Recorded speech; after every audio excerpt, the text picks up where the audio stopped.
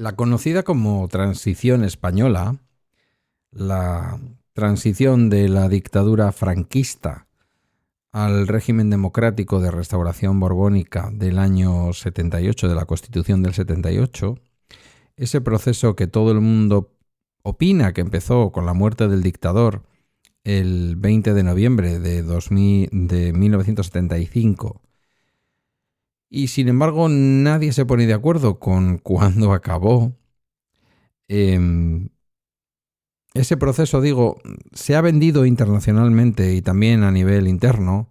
como un proceso absolutamente modélico, absolutamente exportable incluso. En fin, todo un ejemplo al que seguir.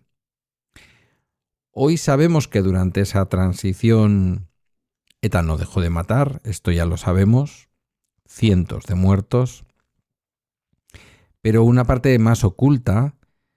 es la parte de los cientos de muertos que se produjeron a manos de las fuerzas de seguridad y de los grupúlos o grupúsculos de en torno a la ultraderecha, pero también conectados con los aparatos del Estado. Caso del Batallón Vasco Español en la etapa de la UCD, caso de la AAA también en esa etapa, caso del GAL en la etapa del Partido Socialista Obrero Español, del gobierno de Felipe González. En fin, atentados contra la vida, atentados contra los derechos humanos con resultado de muerte, que esa es la manera en que se suele expresar en los textos internacionales académicos y científicos este tipo de conductas. Y hoy me quiero parar en una especialmente llamativa, posiblemente uno de los atentados de este tipo de grupos más sangrientos de esa supuesta modélica transición española, que fue conocido como los sucesos de Vitoria,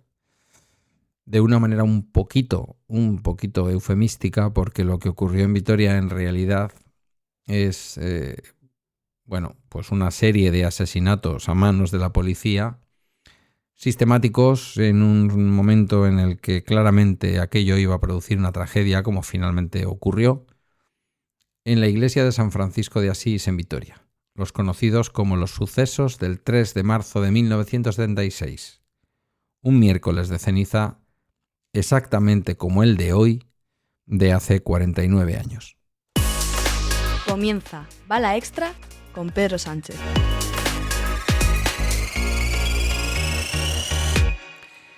Y es que no hay mejor manera de hacer las cosas que recordar y traer al presente lo mismo los asesinatos terribles de ETA durante el año 2000, de los que hablábamos en algún capítulo anterior, como en el día de hoy también de los denominados sucesos de Vitoria. Los sucesos de Vitoria, los conocidos como sucesos de Vitoria, que finalmente este año, recientemente, y parece que de cara a 2026, al 3 de marzo de 2026, cuando podríamos estar conmemorando, que no celebrando, el 50 aniversario de todo aquello,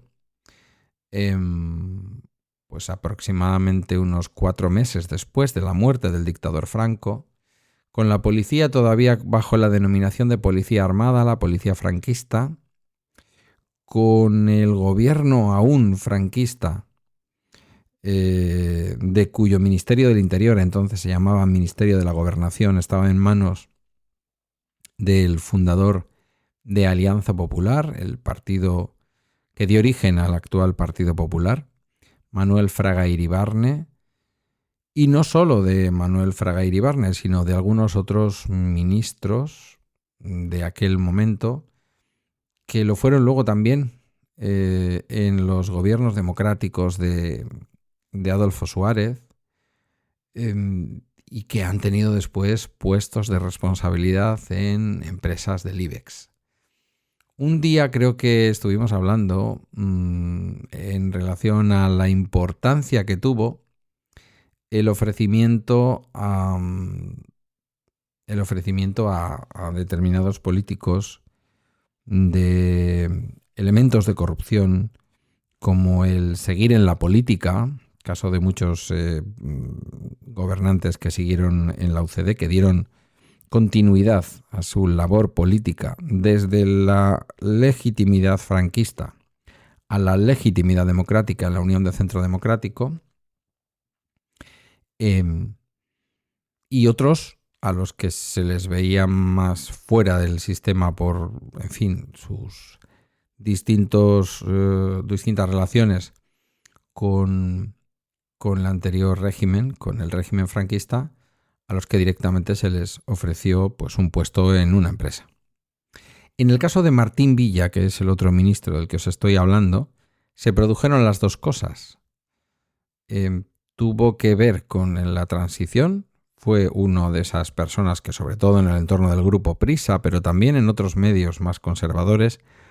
se ha puesto siempre en un pedestal. De hecho, no sé si creo que llegó a formar parte también del Consejo de Administración de Prisa y de otros consejos de administración, en este caso del IBEX 35. No recuerdo ahora si este hombre sigue vivo o ya falleció. Tenía sus añitos ya. Si en aquella época tenía tanto poder, pues posiblemente Martín Villa ya no esté entre nosotros. No lo sé, pero tampoco quiero matarlo. Ni Martín Villa ni Manuel Fraga Iribarne pagaron ningún precio penal ni político por aquellos acontecimientos. No hay pruebas concluyentes de que la orden de atacar la Iglesia partiera del entonces ministro, entre comillas, del Interior, Manuel Fraga Iribarne, pero lo cierto es que aquellos acontecimientos ocurridos el 3 de marzo del 76 en Vitoria, aquí en Euskadi, en una Vitoria que todavía no era oficialmente Vitoria-Gasteiz, en esa etapa que denominamos Transición Española y en los cuales se produjo el ataque de la Policía Armada, que luego daría lugar a la Policía Nacional, lo que entonces eran los grises, contra los trabajadores refugiados en la iglesia de San Francisco de Asís, en el popular y populoso barrio de Zaramaga de Vitoria, donde hace apenas 10 días estábamos al ladito jugando al fútbol contra el equipo de Betoño, que es el barrio de al lado. Fueron unos días con unas jornadas de huelga largas, con muchísimo éxito entre los trabajadores y trabajadoras de todas las empresas vascas, de la mayoría de las empresas vascas, y aquello se saldó con el resultado de la muerte de 5 trabajadores y con 150 personas con heridas de bala. Todas ellas heridas de bala provenientes de la policía armada de aquel gobierno de transición entre la legitimidad franquista y la nueva democracia que ya había jurado el entonces ya vigente rey Juan Carlos I de Borbón. Durante el mes de enero del año 76, apenas un mes y pico después del fallecimiento en la cama del dictador, unos 6.000 trabajadores iniciaron esa huelga de la que os hablo, fundamentalmente en contra del decreto de topes salariales y en defensa de mejores condiciones de trabajo.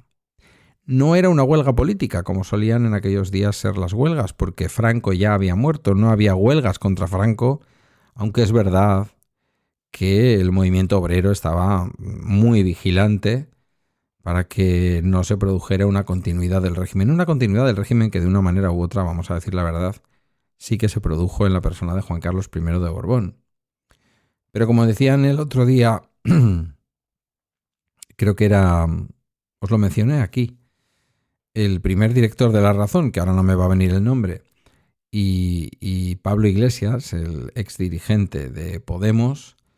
posiblemente fue la transición que se pudo hacer en aquel momento. No me gustaría pensar que debía de incluir a estas víctimas, igual que es terrible que se tuvieran que incluir en aquella transición todas las víctimas de las entonces todavía 2 organizaciones terroristas, ETA militar y ETA político-militar. 2 meses después, convocaban por tercera vez una huelga general, 2 meses después de aquel mes de enero, que fue masivamente seguida en aquel miércoles de ceniza como hoy, de hace 49 años, era un 3 de marzo entonces, y ese mismo día la Policía Armada entró en la iglesia San Francisco de Vitoria en la que estaba previsto realizar una asamblea de trabajadores. Haciendo caso omiso de la decisión del párroco y del contenido del concordato con la Santa Sede, que evidentemente consideraba una iglesia un territorio inexpugnable, un territorio protegido, una especie de trozo del Estado Vaticano, la policía conminó al desalojo de la iglesia. Una iglesia que, como tantas otras en Vitoria y en otras ciudades de España, pues era una iglesia dirigida por un cura, de aquellos que llamaban curas rojos, al menos cercano a la realidad de aquellos barrios como Zaramaga, de aquellos barrios de personas migrantes que habían llegado a Euskadi, en donde la vida era muy difícil, las condiciones de trabajo eran muy duras y en donde las familias salían adelante en pisos de 50 o de 60 metros cuadrados, con toda la prole y en una época tan convulsa, aunque se haya querido vender el romanticismo maravilloso de la transición, como fue sobre todo esa primera etapa de la transición española. Apenas unos segundos después de que se pidiera a los trabajadores que salieran de la iglesia, que se atacó con botes de humo y con distintos medios para hacer que los trabajadores salieran como pequeños ratoncillos de aquella iglesia, dispararon abiertamente pelotas de goma, pero también balas de fuego real. Los sacaron con gases lacrimógenos y esperaron a que salieran medio asfixiados, con pañuelos en la boca, donde por los flancos, como digo, fueron apaleados con las porras y a los que salieron de frente les dispararon con metralletas y pistolas. La policía resolvió la situación que habían creado a tiro limpio, asesinando a Pedro María Martínez Ocio, trabajador de Forjas Alavesas, de 27 años, Francisco Aznar Clemente, operario de panaderías y estudiante, de 17 años, Romualdo Barroso Chaparro, quizás hijo del pueblo de Extremadura donde mi madre nació y creció, y posiblemente familia lejana, porque Chaparro es el segundo apellido también de mi madre, de la empresa Agrator, de 19 años. La memoria de Romualdo se recuerda en el pueblo de Brozas, en Cáceres. También José Castillo, de la empresa Basa, una sociedad del grupo Arregui, de 32 años. Y 2 meses después moriría Bienvenido Pereda, trabajador de grupos diferenciales, con 30 años. 2 obreros asesinados directamente en el lugar de los hechos, 4 heridos muy graves, de los cuales 3 morirían, más de 60 heridos graves, la mitad con heridas de bala y cientos de heridos leves. La cosa no acabó ahí, porque al día siguiente se llevaron a cabo protestas por estos salvajes sucesos llevados a cabo por la policía de Manuel Fraga Iribarne, y dieron también con la muerte, con el asesinato a manos de la Policía Armada en la vecina localidad de Basauri de un trabajador más. El sábado Manuel Fraga Iribarne, como digo, entonces ministro del Interior, lo que entonces se conocía como ministro de la Gobernación, junto con Rodolfo Martín Villa, entonces ministro de Relaciones Sindicales, y el general Campano, director de la Guardia Civil, intentaron, visitando a los heridos, reducir el impacto de su decisión. Aquel jueves, el secretario general del SPD de Alemania, del Partido Socialdemócrata Alemán, cancelaba la entrevista con Fraga, que participaba en una campaña diplomática para vender internacionalmente esa reforma que venía avalada por la monarquía borbónica. Todavía estaban prohibidos los derechos de reunión, de manifestación y de huelga, por lo tanto lo que aquellos trabajadores estaban haciendo aquel día allí, defendiendo sus derechos laborales, insisto, no era una manifestación antifranquista, eran huelgas y manifestaciones laborales. Los sindicatos, y legales también, en enero convocaron huelgas en toda España, que tuvieron especial importancia en el cinturón industrial madrileño y en la ciudad de Vitoria. La respuesta de aquel gobierno, todavía totalmente franquista, aunque ya bajo el amparo de la supuesta democracia monárquica de Juan Carlos I de Borbón, fue la habitual represión policial que en Vitoria produjo esas 4 muertes y los varios centenares de heridos. El 9 de marzo volvió a haber una carga antidisturbios. En vez de solucionar el conflicto, los altercados se multiplicaron y las huelgas generales de protesta se sucedieron durante varios meses más. Estos incidentes aceleraron la acción de la oposición democrática y su unidad de acción. La Junta Democrática y la Plataforma de Convergencia se fusionan en la Coordinación Democrática o Platajunta, de la que los más mayores habéis oído hablar, el 26 de marzo de aquel mismo año 76. Esa nueva junta ejerció mayor presión política sobre el gobierno, exigiendo amnistía, libertad sindical,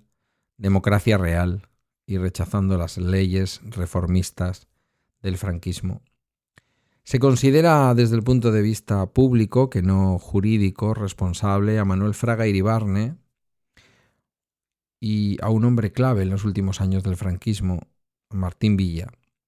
a pesar de que ambos eran considerados reformistas dentro del franquismo. Ya digo que luego Martín Villa fue ministro, no sé si también del Interior, con Adolfo Suárez. Ellos eran los buenos dentro del aparato franquista. Este hecho muestra la divergencia de la nueva iglesia, aquella iglesia que ya no era nacional católica, con el franquismo aproximadamente desde el 65, coincidiendo fundamentalmente con el Concilio Vaticano II. Y es que si bien en los primeros años hizo oídos sordos a los lloros de la posguerra, justificando la cruzada anticomunista, la Iglesia española, tras el Concilio Vaticano II, no toda, evidentemente, una parte de la Iglesia, una buena parte de la Iglesia vasca especialmente, y de la Iglesia madrileña, se acercó al mundo del trabajo, a los trabajadores, debido al cambio generacional, como había sucedido en el propio proletariado, mucho más agresivos que sus ascendientes, a los cuales se les consideraba el sustento pasivo fundamental del régimen. Los trabajadores, los padres de aquellos que se manifestaban en Vitoria, eran en buena medida, pues como tantos otros, quienes habían ayudado a sostener las manifestaciones en favor de Franco y al propio régimen. Seguimos esperando reconocimiento y reparación de las víctimas de la iglesia de Zaramaga. Tras la investidura a la presidencia del gobierno de José Luis Rodríguez Zapatero, el grupo del PNV formuló el 19 de mayo del 2004 una pregunta al Senado en la que se interesaba por el esclarecimiento de los hechos de Vitoria, pero nada fue más allá. Un mero hecho simbólico, un brindis al sol del PNV, con una falta de respuesta del gobierno de mi querido Rodríguez Zapatero, que por otra parte le tengo en buena consideración, pero que como en tantas otras cosas no hizo las cosas que tenía que hacer. En 2006, la propuesta de ley de memoria histórica consideró a las víctimas de este suceso como víctimas de la dictadura, curiosamente, a pesar de que sucediera 5 meses después del fallecimiento de Francisco Franco. En estas estamos cuando, en este año y en previsión de que el año que viene se cumplan los 50 años, la iglesia de San Francisco de Asís y los sucesos del 3 de marzo del año 76 en Vitoria han sido declarados lugares de memoria democrática. Tengo por aquí, creo, abierto... No, lo acabo de cerrar. No, tengo abierto en algún sitio el boletín. No lo voy a encontrar ahora. Pero bueno, ha sido publicado ya en el boletín este hecho. La designación de esta iglesia de San Francisco de Asís del barrio vitoriano de Zaramaga como un lugar de memoria, como un lugar de memoria democrática.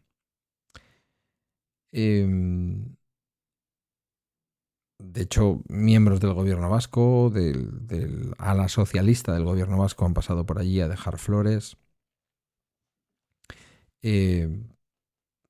No sé si en años anteriores esto se ha hecho. Es una pena que, por otra parte, a otros niveles en su labor de gobierno y como responsables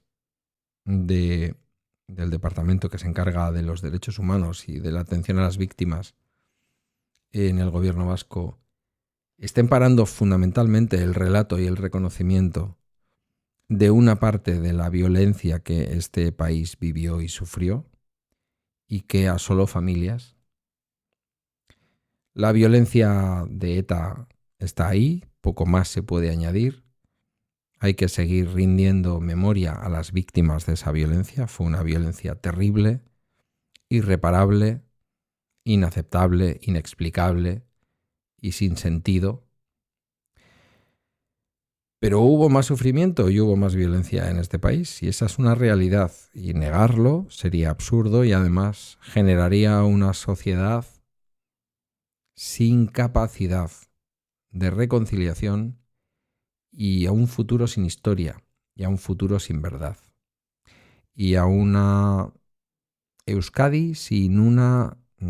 memoria restaurativa, sin una justicia restaurativa, sin el derecho de muchas personas a que se le reconozca que lo que su familiar o su padre o su hijo o su hermano sufrió fue una violencia ilegítima, ilegal, excesiva, muchas veces, por desgracia, con torturas o con el resultado de muerte, como en este caso de Vitoria. Ojalá que los sucesos de Vitoria sirvan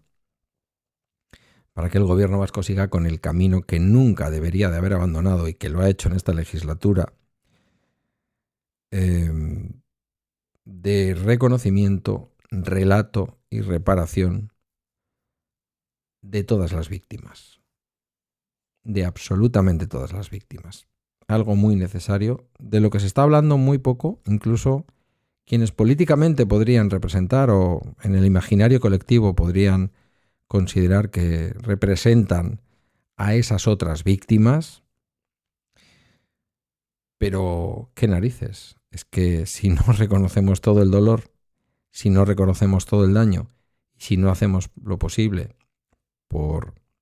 reparar todo el dolor y toda la violencia sufrida, siempre vamos a estar en una situación de pata coja. Y sinceramente, la verdad, no me gustaría que fuera un futuro gobierno vasco de Bildu quien tuviera que llegar al gobierno para que esa parte de la violencia y esa parte del dolor fuera reconocido. No tendría ningún mérito y además seguramente no estaría bien hecho.